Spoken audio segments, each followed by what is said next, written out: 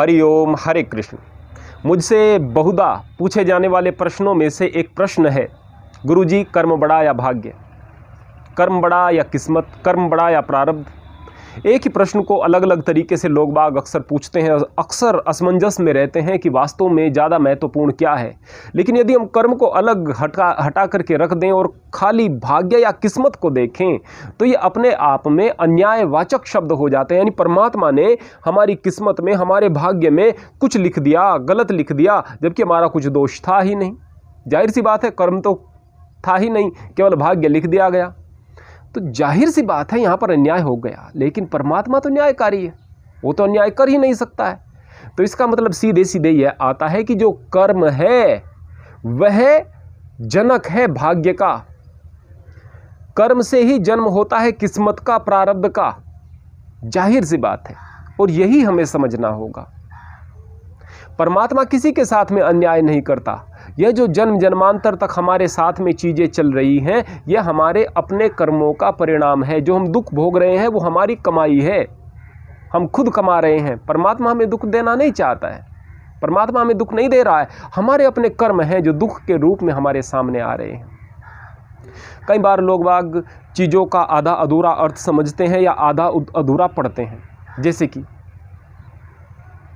प्रारब्ध पहले बना पाछे बना शरीर, तुलसी चिंता क्यों करे भजले श्री रघुवीर। अब लोग कह रहे हैं कि प्रारब्ध पहले बना पाछे बना शरीर, अब तो कुछ कर ही नहीं सकते, इसलिए खाओ पियो मौज करो, जो कुछ होना है वही होगा। ऐसे में आप निष्क्रिय होकर या फिर पाप में धंस करके अपने स्वार्थ के लिए कुछ गलत कार्यों को करके और ज़्यादा अपने आने वाले समय को ख़राब कर लेते हो। वो इस जन्म में भी आपको दुख दे सकता है और बहुत बड़ा पाप हो गया तो आने वाले जन्मों में भी। यहाँ पर गोस्वामी तुलसीदास क्या कह रहे हैं, प्रारब्ध पहले बना पाछे बना शरीर, यानी कि प्रारब्ध महत्वपूर्ण है भाई, ये किस्मत महत्वपूर्ण है, इसको खराब मत होने दे। तुलसी चिंता मत करे, चिंता मत कर, जो तू करेगा वो तुझे मिलेगा। भजले श्री रघुवीर, अर्थात परमात्मा का नाम ले, और परमात्मा का नाम लेकर जो काम आदमी करेगा फिर तो श्रेष्ठ ही काम करेगा। मन पवित्र हो जाएगा, तन पवित्र हो जाएगा, संकल्प पवित्र हो जाएंगे। अर्थात यहाँ पर अगर हम पूरा समझें तो गोस्वामी तुलसीदास जी महाराज कह रहे हैं कि हम श्रेष्ठ काम करते रहें, परमात्मा का नाम लेते रहें, जिस निमित्त हम यहाँ पर पृथ्वी पर हैं उन कार्यों को बढ़िया तरीके से अंजाम दें, अपने अंदर सद्गुणों का विकास करें ताकि हमारा प्रारब्ध बेहतर बन सके। इसका पूरा अर्थ इस प्रकार से निकलता है। आइए हम इसको और स्पष्ट तरीके से एक दृष्टांत के माध्यम से समझने का प्रयास करते हैं। एक बार गुरु नानक देव जी महाराज अपने शिष्य मर्दाना के साथ में कहीं पर जा रहे थे, घूम रहे थे, इधर उधर गाँव में उपदेश करते हुए वो घूमते थे। एक स्थान पर, ऐसे स्थान पर गए जहाँ दूर दूर तक कोई गांव बस्ती दिखाई नहीं दे रही थी, चारों ओर बस ऐसे ही वीरान सा नज़र आता था। अभी दोपहर का समय हो चुका था। एक वृक्ष का आश्रय लेकर के उसकी छाया में गुरु नानक देव जी महाराज बैठ गए, उसका शिष्य मर्दाना भी उसके पास में बैठ गया। गुरु महाराज जी शाम तक आंख नहीं खोली उन्होंने, अगले दिन आंख नहीं खोली। अगले दिन दोपहर का समय हो चुका था, मर्दाने को बड़ी भूख लगी थी। गुरुजी समाधि में चले गए थे, लेकिन जैसे ही गुरुजी की आंख खुली मर्दाना ने कहा कि गुरुजी आप तो साधक हैं, आप तो हवा के आश्रय पर जीवित रह लेते हैं, मेरा क्या होगा, मैं तो मर जाऊंगा, मेरे लिए कुछ उपाय बताओ, मेरे पेट पूजा के लिए कुछ साधन बताओ। बोले प्रकृति में कोई भूखा नहीं मरता है, ये जो घास वगैरह है इनको खाकर भी पेट भरा जा सकता है, और भी कुछ आपको मिल जाएगा, जाओ और ढूंढ लो, अपना उधर की पूर्ति कर लो, तृप्ति कर लो। अब इधर उधर मर्दाना ढूंढ रहा है, उसे जंगल में कुछ दिखाई नहीं दे रहा है, दूर दूर तक रेत है, बंजर सी भूमि है। और ज़्यादा आगे गया तो एक नदी की पतली सी धारा दिखाई दी, उसके किनारे पर किसी किसान ने कुछ सब्जियां वगैरह लगा रखी थी, कुछ खरबूजे तरबूज इत्यादि लगा रखे थे। अब वो खरबूजे और तरबूज जो थे उनको देखकर मर्दाने को लगा कि अब मुझे इनको खाना चाहिए, अपना पेट भरना चाहिए। लेकिन उसको लगा कि तो एक बड़े गुरु का शिष्य है, एक साधक का शिष्य है, अपने गुरु को भी क्या बदनाम करना, कोई बात नहीं, मैं वापस चला जाता हूँ, कुछ और खा लूँगा, मैं ऐसा नहीं कर सकता हूँ, यहाँ पर ये चोरी होगी इसलिए मैं इसको नहीं खाऊँगा, मैं इन तरबूजों को, इन खरबूजों को नहीं खाऊँगा। अब ऐसा सोच करके वो वहाँ से वापस लौट ही रहा था मर्दाना कि उसने देखा कि बड़े बड़े छिलक पड़े हुए हैं, कुछ बड़े बड़े छिलके पड़े हुए हैं, उन छिलकों पर काफ़ी गुदा लगा है, जल्दबाजी में किसी चोर ने खाए होंगे। उसने सोचा कि भाई कोई बात नहीं, चोर तो इनको खाकर चला गया है, मैं इनको उठाकर साफ करके खा लेता हूँ। वो नदी में गया, नदी में उनको धोया और बैठकर खाने लगा। ऊपर से कमर में उसके जोर लगा करके एक लठ का प्रहार हुआ और फिर लगातार उसकी पिटाई होती गई।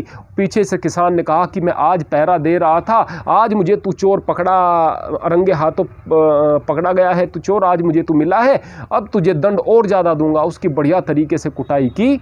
अब जैसे कैसे बड़ी मुश्किल से कराहता हुआ, जैसे कैसे रोता बिलखता हुआ मर्दाना जो है वो अपने गुरुदेव गुरु नानक देव जी की शरण में जाता है। कहता है, महाराज आप कहते थे कि कर्मों की सज़ा मिलती है, मुझे ये सज़ा कैसे मिल गई और वो जो चोर थे वो कैसे छूट गए। तो गुरु नानक देव जी महाराज कहते हैं कि जो संसार है ना, यह तो एक सपने के समान है।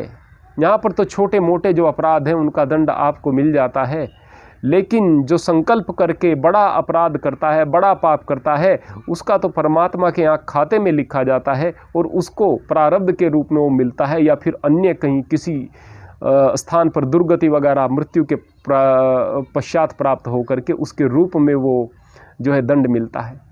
जो ज़्यादा बड़े गुनहगार होते हैं ना, कई बार सुखी दिखाई देंगे गुरु महाराज कहते हैं, लेकिन उनके बही खाते बड़े हो रहे होते हैं। और जो छोटे गुनहगार होते हैं वो ऐसे होते हैं जैसे कि बच्चा विद्यालय में जाकर कुछ गलती करता है, अध्यापक उसे दंड दे देता है लेकिन मन में नहीं रखता, उसको सुधारने के लिए दंड दे दिया। वो ऐसी स्थिति हुआ करती है।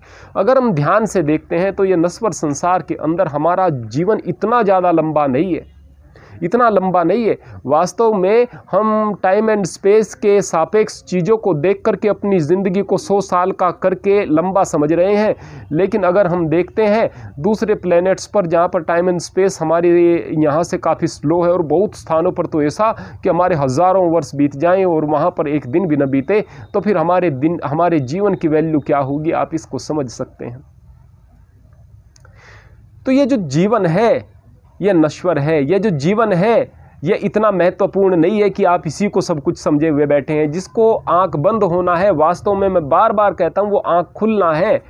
यानी कि असली ज़िंदगी आपकी मौत के दूसरी पार खड़ी हुई है, उसके बारे में भी सोचना पड़ता है और उसके बारे में भी सोचना चाहिए।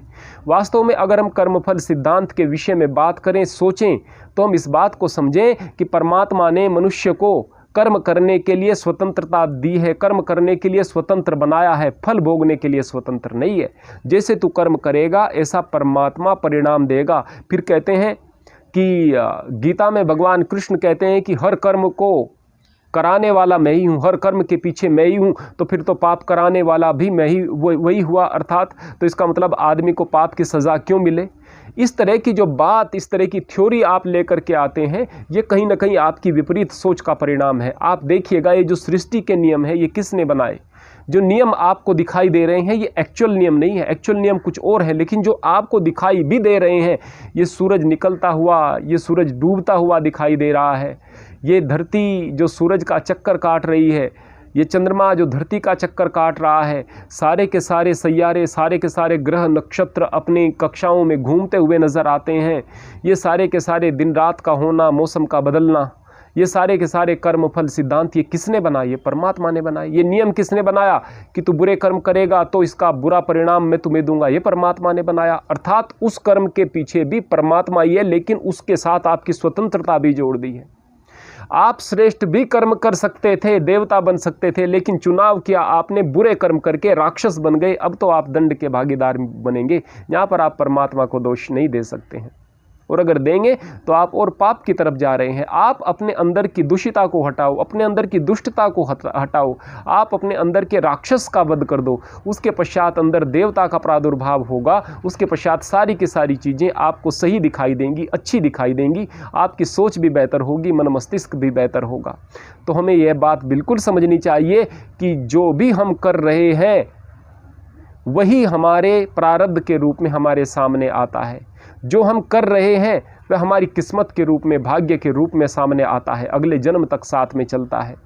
इसलिए अगर ज़िंदगी में आपके विपरीत परिस्थिति चल रही है, आपके साथ कुछ अच्छा नहीं हो रहा, अच्छा कर्म करते हुए भी आपके सामने परिणाम बहुत बेहतर नहीं है, विपरीत परिणाम है, तो इस बात को, संतोष को अपने मन में धारण करके कि कोई बात नहीं, मैंने पिछले जन्म में या कभी बुरे कर्म किए होंगे, मैं इनका परिणाम बुरा भुगत रहा हूँ, इनका मैं भोक्ता बन रहा हूँ, मैं आगे अच्छे कार्य करूँ ताकि उनके दंड भोगने के पश्चात मैं उनसे तो निवृत्त हो जाऊं और इन शुभ कर्मों का मुझे परिणाम जो है अच्छे के रूप में मिले, चाहे वह मुझे स्वर्ग प्राप्ति के रूप में मिले, मुक्ति प्राप्ति के रूप में मिले, या मानव जीवन में भी हमें कहीं श्रेष्ठ स्थान पर जन्म प्राप्त हो जिससे हम पुनः श्रेष्ठ कर्म करके मुक्ति की तरफ जा सकें या फिर उच्चतर स्थान को प्राप्त कर सकें।